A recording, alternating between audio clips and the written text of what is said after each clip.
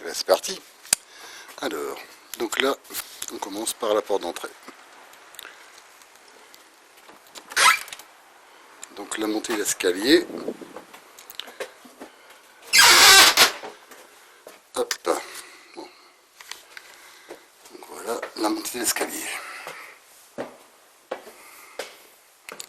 c'est un peu beans. Forcément, je suis encore en travaux un petit peu. Alors que je fasse un petit peu le tour. Donc voilà la pièce de vie.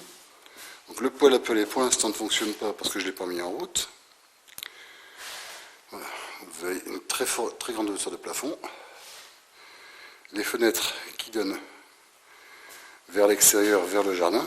On va s'approcher pour vous donner une idée. Voilà. Alors j'ouvre la fenêtre, on verra mieux. Voilà. Donc le jardinier qui est là.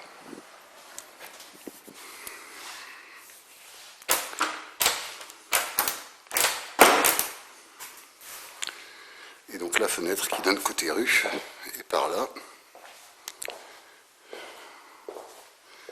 Donc là il y aura un très fort contre-jour, je suis désolé. Donc on va se reculer un petit peu.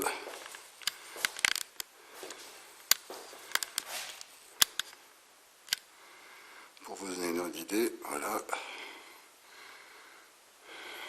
Donc là, nous avons l'escalier qui mène vers la partie cuisine et salle de douche. Donc, voici la partie cuisine. Bon, j'ai eu un petit accident au niveau de l'eau, ce qui fait que j'ai dû sortir le lave-vaisselle, mais vous avez une idée globalement de la pièce qui est la cuisine. Voilà, donc le four à la haute, et donc les verrières, et donc l'accès derrière la verrière que je vous montre, vous avez l'accès pour le deuxième étage et les chambres, et ici en face nous avons la salle de douche. Donc voilà, alors nous rentrons dans la salle de douche. Donc ici, on va commencer par ici. Vous avez le coin buanderie, dans lequel vous voyez qu'en dessous du plan de travail, vous pouvez mettre un lave-linge. Donc la partie double vasque. Alors vous voyez que c'est un meuble qui a été fait à partir de palettes. Hein, et donc vous avez deux vasques indépendantes. Voilà, et ici une porte qui mène vers le chauffe-eau. Bon, ça n'a pas grand intérêt, mais je vais vous l'ouvrir quand même. Voilà, donc vous voyez effectivement là vous avez tous les départs d'eau chaude et froide et le chauffe-eau qui se trouve là.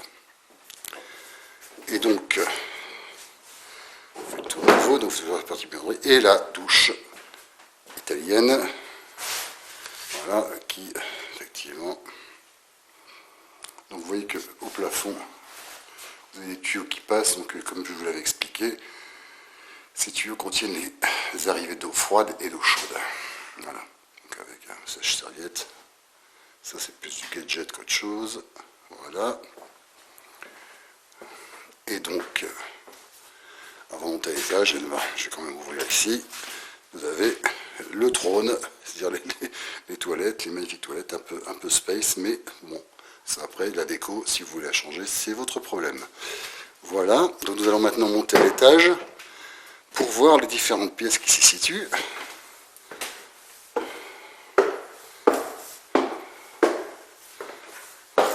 Nous arrivons ici sur le palier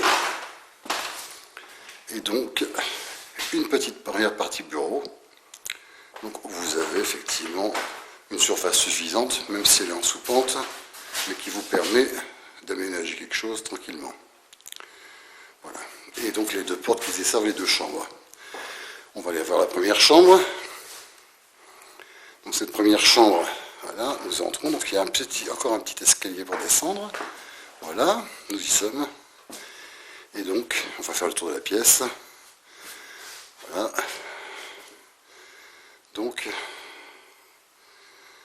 Alors la surface est faite pour 11 mètres carrés, hein, mais 11 mètres carrés loi Carrez, c'est-à-dire que tout ce qui est derrière la poutre, on ne le compte pas. Alors vous voyez qu'il y a encore de la surface derrière. Voilà, donc vous voyez, petit escalier pour remonter, pour descendre vers les chambres. Voilà. Alors maintenant nous allons voir la partie suite parentale, on pousse la porte. Donc ici nous avons la suite parentale qui comprend une baignoire,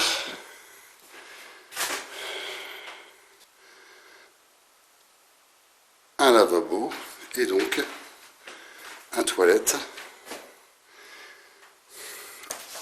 Voilà, une étagère. Voilà. Et donc la partie chambre, j'ouvre la porte coulissante. Et voilà, vous avez donc là une chambre qui fait à peu près 14 mètres carrés loi Carrez, avec donc des dressings dans le fond. Je vais vous en ouvrir un pour que vous ayez un aperçu. Voilà. L'autre est exactement le même, est exactement pareil.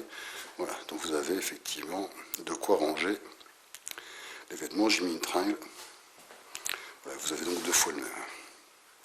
Toutes les fenêtres sont équipées de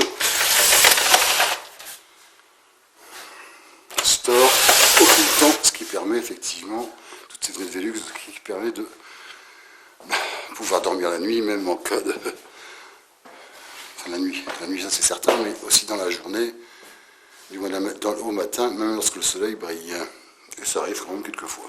Vous avez, même ici, même dans cette partie-là, vous avez, dans la partie salle de bain, vous avez un store également. Donc toutes ces fenêtres-là ont des stores. Et donc tout l'éclairage est compris, voilà. Donc surtout n'hésitez pas, si vous avez la moindre question, si vous souhaitez que je vous refotographie quelque chose, voilà, donc pour vous donner vraiment cet ordre d'idée. Voilà. Et donc voilà, vue plongeante sur la cuisine. Voilà, donc je vais quand même laisser la caméra tourner jusqu'à mon départ de la pièce, pour que vous ayez un angle différent. Voilà. Je vais quand même vous faire aussi voir un peu mieux la partie extérieure en vous ouvrant la fenêtre de la salle de douche. Voilà, ici donc, voilà, vous voyez que effectivement, c'est un peu la campagne. Voilà.